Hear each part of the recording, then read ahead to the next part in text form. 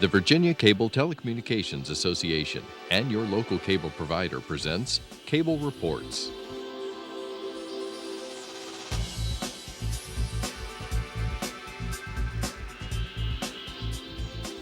Join us now as Cable Reports brings you up to date on current issues facing the Commonwealth through discussions with your local legislators and other policymakers from across Virginia. From the General Assembly and the City of Richmond, I'm Woody Evans for Cable Reports, brought to you by the Virginia Cable Telecommunications Association and Comcast, connecting Virginians to their government. We're so pleased to have two members from the House of Delegates, Delegate Charneil Herring. Good to see you. Thank you for having me. It's good to see you again. Delegate Mark Levine, good to see you again, sir. Thanks, Woody. Thanks for having us. Transparency was one of your big issues last year. I assume you're continuing that effort. Absolutely. I'm very proud to join with Senator Amanda Chase to have the only bicameral, bipartisan caucus in the Virginia General Assembly. And we are seeking to grow our members and to increase more transparency. And that means knowing what goes on in committees and subcommittees. You know, everything on the floor is recorded, but what happens in committees and subcommittees, the only way it's recorded is if we ourselves do it. And so it's something we encourage our members to do for their own bills, and it's grown, and now we have another group that's actually recording up to 75% of committees and subcommittees. You know, our constituents, they can't go to Richmond on a moment's notice. They can't find out a day before and leave their jobs and watch us, so they want to know what we're up to. They have a right to know, and it's something that whatever your political persuasion, a lot of increasing members are supporting. It's great. Delegate Herring, why is the subcommittee and committee process so important? Well, that's where most of the work is done. Questions about bills get asked there. We have citizens come to testify about why they like a bill or why they don't like a bill. They make suggestions on ways to improve it. So all the facts that you need to know about a piece of legislation is heard in really the subcommittee and committee settings. By the time it hits the floor, hopefully that those committees have done their work and it's ironed out where the majority of the members agree, and there may be some floor debate and then there's a vote. But all that background information happens at the committee level. And I agree with Delegate Levine. We need to have more transparency. People need to know what is happening with the bills that are filed. So it's unlikely in the first instance that a bill that does not make it out of subcommittee will not make it out of committee. And if it doesn't make it out of committee, it's not going to get to the floor. It's not going to get to the floor, more than likely. I mean, there are some procedural quirks that it could if a committee is discharged, but more than likely it will not hit the floor. I think of the floor as almost a ceremonial function. Yeah, maybe 10% of the time we have a good debate on the floor, but 90% of the real tough work is done in committees and subcommittees. So I want to encourage people to check out the feed on I post everything I do on YouTube, Delegate Levine. You can find out what I'm doing. But it's our goal really to make this the standard. And hopefully in a few years, every single piece of committee and subcommittee work, unless it's in closed session, which is very rare, will be recorded. Now you mentioned that your efforts and those of Senator Chase are being supplemented, if you will, this year by another organization. I think it's Virginia Progress. That's correct. What exactly are they doing? What they're doing is they're recording start to finish. So ours was a more modest measure. We said that members should record their own bills, and it was hoped that each, as our organization grew, as the caucus grew, more and more bills would be covered. They're going in and they're recording full committee and full subcommittee hearings. I don't think they have covering necessarily every single one. They're trying their best. They got like 17 interns, so they're doing a good job. I think they're covering up to 75%. That's their goal. I'd like to get it to 100%, but 75% is a lot better than even what we did last year. So, and the other thing about them, and they can toot their own horn, but They are allowing all members, Democrats and Republicans, to take any portion of it. It's unedited, so it's really, I think, a very fair process, not one that, I mean, people can use the video however they want, but the point is that they're not selectively editing it or anything like that. Sure. Perhaps this will serve as impetus once this building is raised and the new one is built for the General Assembly to do it on its own. That would be wonderful. I mean, I would love to see Virginia be a leader in that. I know that there are some state houses that do live stream their committees, but it would be so ideal if we were live streaming every subcommittee and committee meeting. So you're right, there is an opportunity when this building is taken down and another one's constructed that we go ahead and put in that infrastructure and lay that infrastructure to make it happen. Now, you are the Democratic Caucus Chair. Talk to Yes. us about some of the objectives and expectations you have for this session. Right. Well, our objective is to continue the path that we've been going in terms of job creation and bringing jobs to Virginia, making our schools stronger, and also cutting down and fighting against divisive legislation like the bathroom bill. North Carolina saw that bill, and major companies have left. Millions of dollars have left North Carolina. We want Virginia to be a welcoming place and let businesses know that we're here, we're open for business. We would love for them to come here because with more revenue into our coffers, that means we can strengthen our schools, make higher education affordable for our students, and have a stronger economy, which will benefit everybody. Now, talk to us a little bit about, and I assume that both of you attended the remarks of the governor last Wednesday as he gave the state of the state. Were there any surprises there? Not really. Governor McAuliffe has been very, very good at economic development, and he doesn't hesitate to tell us that. But he's right. I mean, we have one of the lowest unemployments in the nation, one of the lowest unemployments in the South. We've got more jobs coming in, more economic development coming in. He actually is really good at it. In fact, one of the bills that I proposed, it wouldn't even affect Governor McAuliffe, but it's to allow a governor to run for 2 terms. It's a constitutional amendment. 49 states, if you like your governor, let you keep your governor. Virginia doesn't. And actually, my constitutional amendment wouldn't affect Governor McAuliffe. It wouldn't even go into effect until 2025. I think when we have a good governor, and I do think Governor McAuliffe is a good governor, we should be allowed to keep that governor. He's done amazing work for Virginia's economy, and I thought he has every right to crow about it. One last thing that I learned in his speech, which I didn't know before, is that Virginia has the lowest rate of recidivism of people who commit crimes, are released from prison, and then go back and commit more crimes, the lowest rate in the country.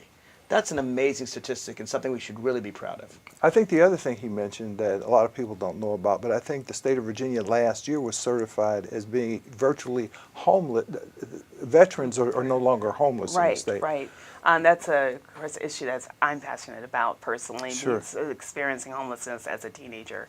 I'm so proud of our governor and the administration for putting an emphasis on veterans and making sure that they are effectively not homeless anymore in the Commonwealth of Virginia. What that means is that we have the services and we're making it a priority that we're making sure that there is a roof over their heads and an ability to enter the workforce and sustain themselves. Very important, very critical, and it's another reason why Virginia is such a wonderful state, and we want to keep it that way. And of course, the state is now facing, about $1 billion deficit. You're going to have to really juggle a lot of really important policy matters within that budget. How are you going to handle that? Well, the Appropriations Committee in the House and the Senate Committee will work. Legislators have put in budget amendments as well. And it's going to be, of course, it's always a long process and very thoughtful, though, and I have to commend the members of those budget committees because it's a huge budget that we have, and it's setting our priorities. And certainly we want to keep our safety net for those who are less fortunate and make sure that services are being provided and still, keep our funding for our students and schools and make sure that that's properly funded. But because of what's happening in Washington, we've seen the economic impact that it has in Virginia. So as I have faith in every year that we do, we carefully consider our budget priorities and we'll hopefully come out with a good, strong budget to keep us sustained and moving forward. How significant is another round of sequestration if that occurs again? That would be terrible for Virginia. It's terrible for Northern Virginia, for Alexandria, which Charnel and I represent. For all of Northern Virginia, it's terrible for Hampton Roads, which depends on a lot of military spending. Look, sequestration was never meant to be this vicious attack on federal government spending. The way we should analyze spending at the federal level, same we should do at the state level, carefully, program by program, not this axe that cuts the good with the bad. Virginia's economy depends very much on the federal government, and you can just look at our unemployment, our economic growth. We do better when the federal government's working and not when it's not working. I take it that teachers and other state employees may be very disappointed, at least in this stage of the budget process, because there's not enough money for a raise. I think the governor has indicated a potential bonus. Are you hearing from state employees? I would about hope that? we get to keep what we put in education. The governor put an historic $1 billion into education, and I certainly, and I think Delegate Herring agrees with me, we want to protect as many of the teachers we can. They do a tremendous job, particularly, frankly, they're underpaid, particularly in Northern Virginia where the costs of living are higher, and I want to do everything I can to protect teachers. As a matter of fact, the composite index comes into play in terms of the ability to attract and retain teachers in Northern Virginia, does Absolutely, it absolutely does, and that is our challenge as legislators from Northern Virginia. So we want to make sure that we keep the most money that we can for our teachers, and so that our students are getting a solid education. So what's happening in your district in terms of K through 12? How are those schools doing, especially in terms of implementing the reforms for the standards of learning, for example? I mean, our schools are doing fine. I mean, they are working to implement reforms, and I have to say that I always say that teachers put in more than we're paying them, and I want to give credit to our teachers who are spending extra time, sometimes reaching in their own pockets, unfortunately, for resources to supplement their children's education in their classroom. But Alexandria schools are on course. School discipline has become a matter of some debate and discussion over the last few years, especially the number and length of suspensions that have been occurring.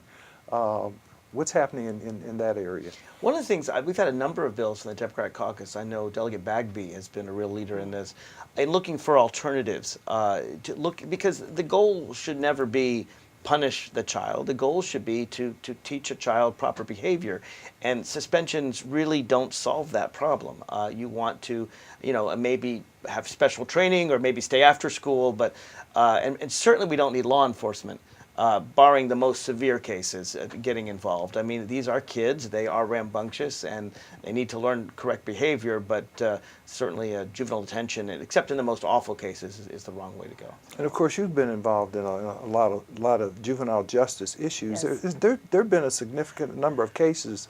Far too many refer to juvenile court in terms of the school context. Right, and this is, and I will say it's not just Virginia. Right. We're seeing this nationwide, sort of the school to prison pipeline. But Virginia has taken a lead in cutting that pipeline, and our governor realized that there is a problem. We're seeing a huge segment of our community start shifting, start going into the juvenile justice system, and it just starts a trend. And I agree with Mark. I mean, there's discipline that can be done within the school. At the same time, we need to keep our schools safe, absolutely. Sure. But it's sort of changing the way that we're thinking about juveniles, right? They are children. They're not small adults. And so I think it's also a re-education of us as adults about how the child's mind thinks, and also positive stimulus, positive encouragement. And we can see that happening just, in our schools, but also I have to mention our juvenile justice system. And I give you an example. I met with residents of a detention center, young people who actually have taken it upon themselves to form their own constitution, to run for office within their institution, and also have an input into the education. They want to learn how to code. They realize that there's going to be a time where they're going to leave and their facility, and to have a skill when they come out is very important to them. And that was one of the most beautiful things, I have to say, to see that a young person who realizes that they made a mistake and is doing their best to improve their lives. Now, I think you have a number of other issues revolving criminal juvenile justice in terms of legislation. Talk to us about those. Right. Well, one of the pieces of legislation actually has to do with community policing that I'm carrying, and it's basically to make sure that our local law enforcement officers have the resources that they need to perform community policing. I always see our police officers as the defenders of the Constitution. They're defenders of our rights, but at the same time, citizens need to also feel that they are there to help them. And this piece of legislation will promote community policing throughout the Commonwealth. So in other words, the local cop on the beat, so to speak, will get to know the residents that he or she is involved with. It's always very important, and I'm a big fan of the Alexandria Police Department. I think they do a very good job. One of the bills that I have that may still be a work in progress, I hope we get it done this year. If not, I'll keep working on it in years to come, is to have body cameras on police. That's something I'm a big believer in.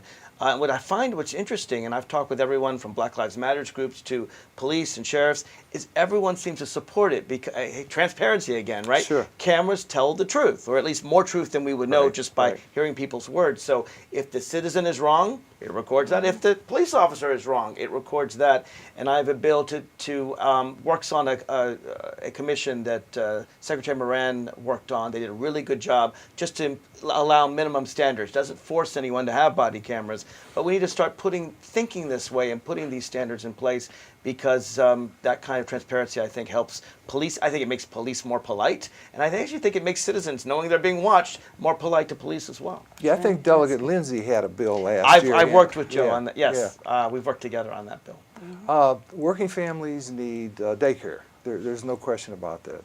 It's expensive, but it's something everyone needs. And I know you had a recent experience with a daycare bill today that I want you to talk about. Yeah, I was surprised. I just came out of Health, Welfare, and Institutions Committee, where I sit. And there's a bill that's being put forward by the chairman, and I'm really glad he's putting it forward. He had some resistance on his side of the aisle. It's a bill that says that just like non-religious daycare centers have to have background checks, that religious daycare centers have to have background checks. And I don't know, a number of religious groups felt this was some attack on their church or their daycare. To me, 99.9% do a great job. But if you have a few that don't, that leads to dead children. And it doesn't matter to me that 99% do a good job.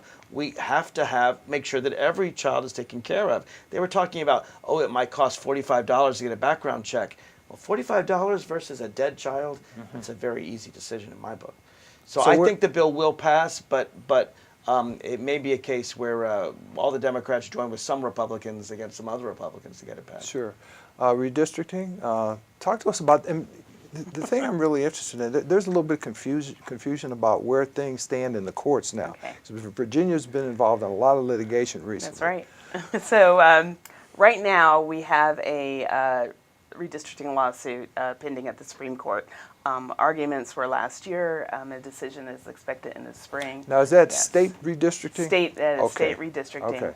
And we will see what the court decides. It's a possibility that lines can be redrawn, will have to be redrawn. That will take a little time, but we may be in a situation where, I think it's a little over 20 years ago, where we have back-to-back elections. So we're not running only in 2017, but 2018, and then again in 2019 to get back on course. And we'll see. We see. I don't want to predict. I mean, there could be a great case scenario where we end up picking up a significant number of seats that have a large impact on redistricting, or pick up a lot of seats that were in the majority. But I mean, that's way into the future. Right now, focused on session, right, and the bills are going to be passed in the budget. But it is something that is looming for the future. I should note that we won the congressional case, the federal case. Right. So that has been decided. And the courts decided that the district boundaries violated the Voting Rights Act. And so, in a state that has all elected Democrats, a governor, lieutenant governor, statewide, attorney general, a state that voted for President Obama twice and Hillary Clinton once. We're not a blue state, but we're a purple state with a tinge of blue. And so in that state, we had at one point 8-3 congressional delegation. Now we have 7-4. With our new Congressman McEachin.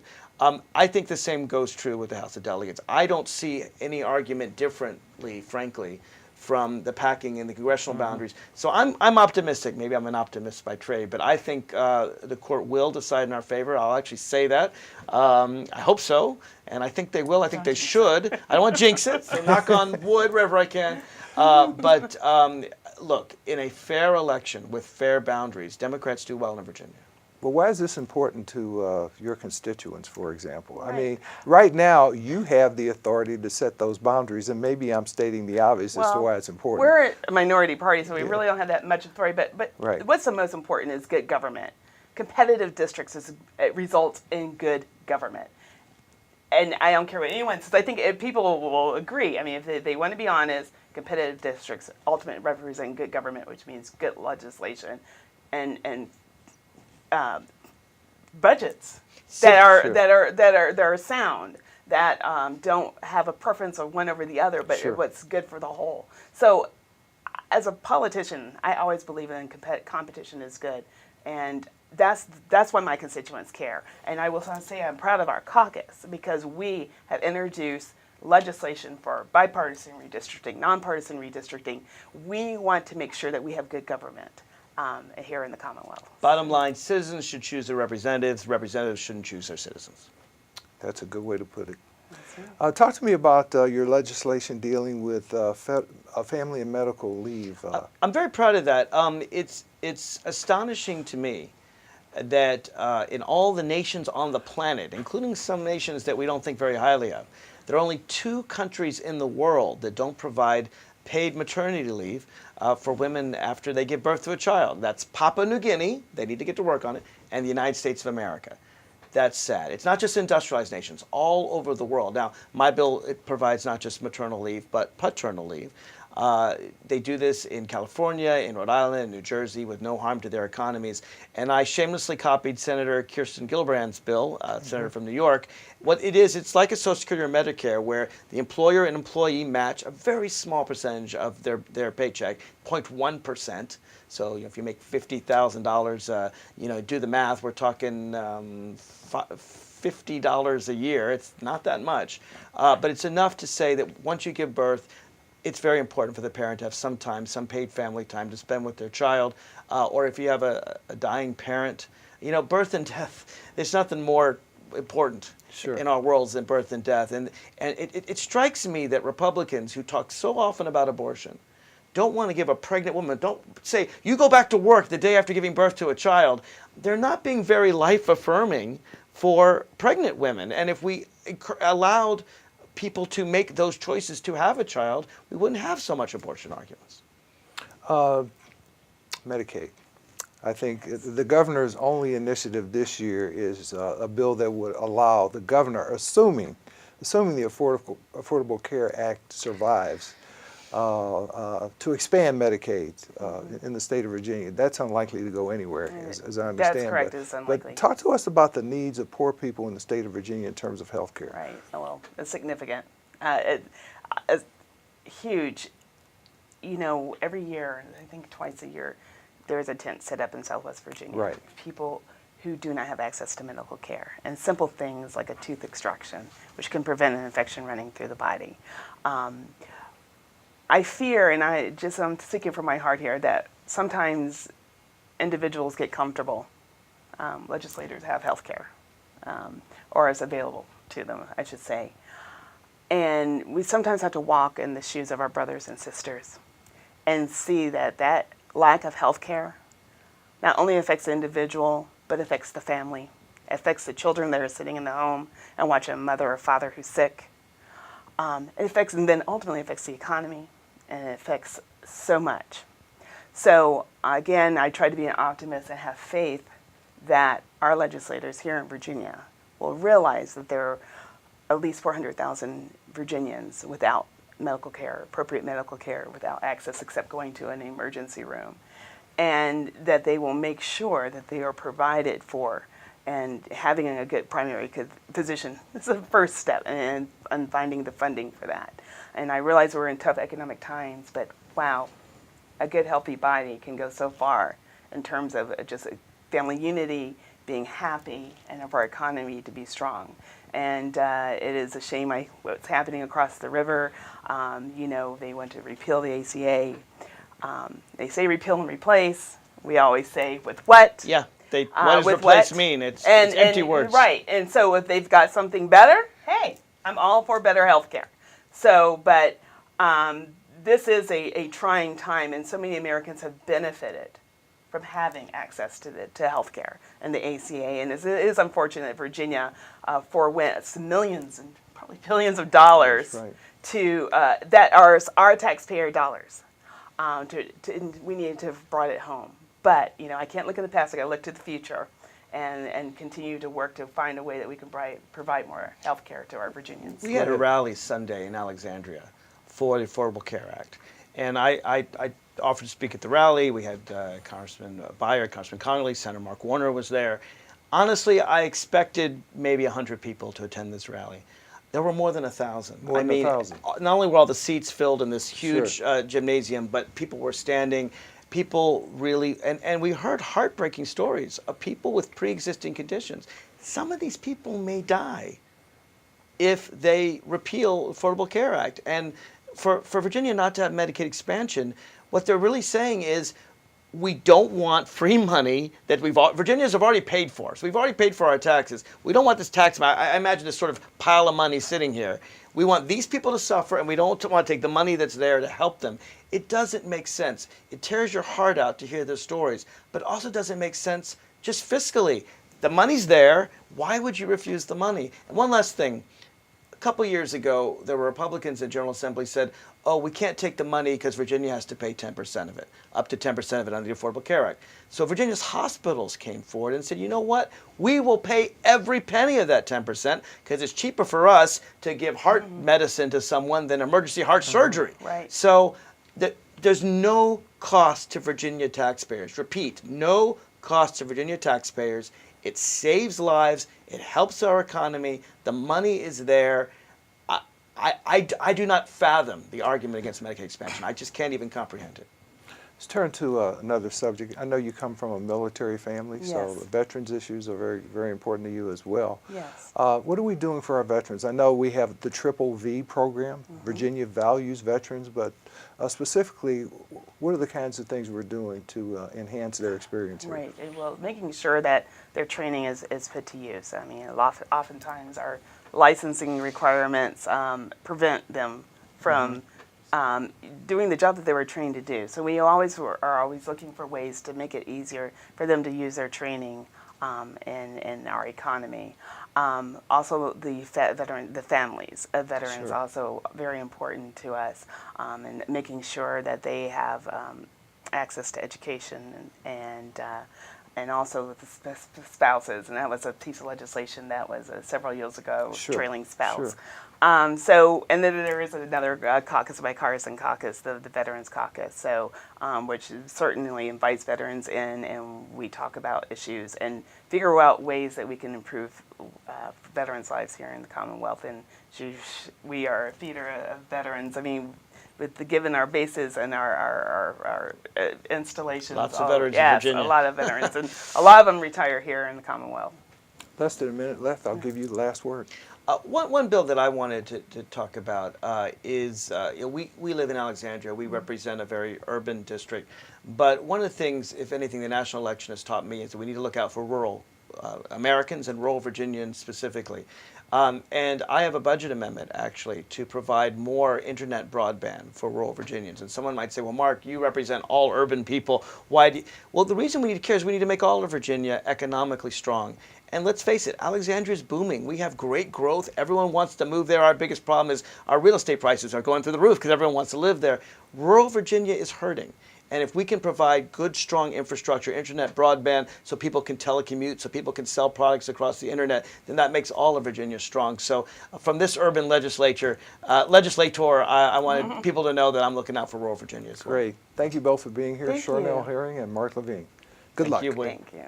Thank you for watching Cable Reports, brought to you by the Virginia Cable Telecommunications Association and Comcast. Until next time, I am Woody Evans.